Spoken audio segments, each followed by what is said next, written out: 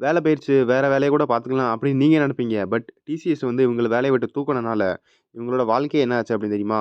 So first வந்து இவங்களோட கனவு வந்து உடைஞ்சு போச்சு. எதுனா வீடு வாங்குற கனவு. ஸோ வீடு வாங்குற கனவு வந்து இவ்வளோ ஷேர் வந்து அடி வாங்கும். ஸோ ஷேர் அடி வாங்குனா, அதாவது இவங்க வந்து என்ன செஞ்சிருக்காங்க, வீடு வாங்கணும் அப்படின்னு நெனைச்சிருக்காங்க. பட் நம்ம வந்து ஷேர் மார்க்கெட்லயும் கொஞ்சம் ஃபோக்கஸ் பண்ணணும். ஏன்னா நம்ம ஷேர் மார்க்கெட் சேனல் தான். ஸோ ஷேர் மார்க்கெட்ட பத்தி தெரிஞ்சுக்கணும்.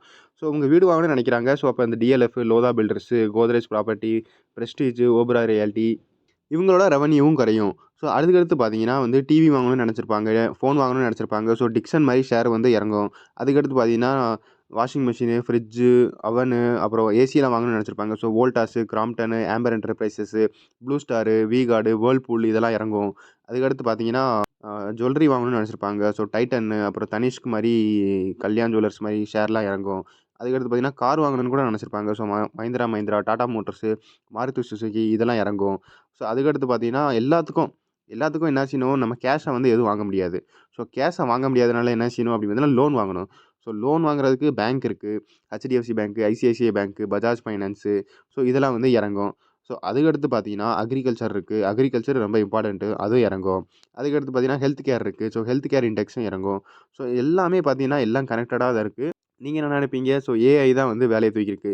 தூக்கியிருக்கலாம். ஒண்ணும் பிரச்சனை இல்ல. ஏஐ தான் வேலைய விட்டு தூக்கியிருக்கலாம். அது ஒரு காரணமா இருந்திருக்கலாம். பட் இன்னொன்னு என்ன நினைப்பீங்க அப்டின்னா, ஸோ 12,000 பேர் தானே வேலைய விட்டு தூக்கியிருக்காங்க. அதனால இந்த செக்டர்லாம் ஏன் அடி வாங்கும் அப்டின்னு பார்த்தீங்கன்னா, ஸோ இங்க பாருங்க India's biggest IT lay off TCS தான் இருக்கிறதுலயும் பிக்கெஸ்ட் ஐடி கம்பெனி இந்தியால. அவங்களே வேலைய விட்டு தூக்கிட்டாங்கன்னா, அதர்ஸ் ஃபாலோ.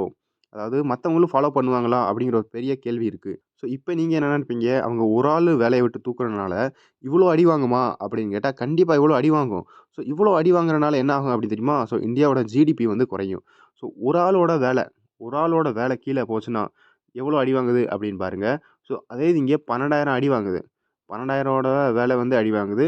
பிளஸ் இன்னும் நெறைய பேர் வாய்ப்பு இருக்கு.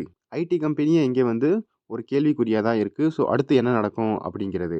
ஸோ இந்த வீடியோல நீங்க என்ன தெரிஞ்சிருப்பீங்கன்னா, ஒரு வேலை போனா எவ்வளோ அடி வாங்கும் அப்படின்னு தெரிஞ்சுக்கோங்க.